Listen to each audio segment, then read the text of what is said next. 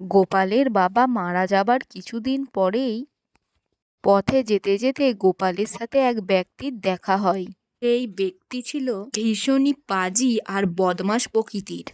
মানুষকে আঘাত দিয়ে কথা বলতে সে দুবার ভাবত না।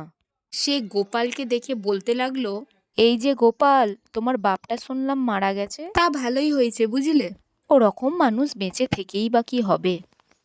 তবে তোমার জন্য খুবই দুঃখ হচ্ছে গোপাল। তোমাকে দেখে কষ্টে আমার বুকটা ফেটে যাচ্ছে গোপাল। গোপাল তখন মনে মনে ভাবতে লাগলো, দাঁড়া পাজি, তোকে আজ আমি জব্দ করবই। গোপাল তখন তাকে বলে, আরে আরে হবেই তো। আমার দুঃখ দেখে তোমার কষ্ট পাওয়া খুবই স্বাভাবিক দাদা। আমার বাবা যে বলে গিয়েছিলেন আমাকে, দেখিস গোপাল, আমি চলে যাওয়ার পর তোর দুঃখে শেয়াল কুকুরেরাও কাঁদবে। এখন আমি সেটাই ভাবছি দাদা, যে কথাটা সত্যিই মিলে গেল। গোপালের কাছ থেকে এমন জবাব শুনে লোকটির তো থোঁতা মুখ পুরোই ভোঁতা হয়ে গেল।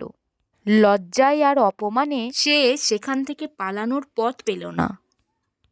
হ্যালো বন্ধুরা, কেমন লাগলো আজকের এই গল্পটি ভালো লেগে থাকলে একটা লাইক করে দিও, আর প্লিজ চ্যানেলটিকে সাবস্ক্রাইব করে দিও। আবার আসছি একটা নতুন ভিডিও নিয়ে। আজকের মতো এই পর্যন্তই, টাটা।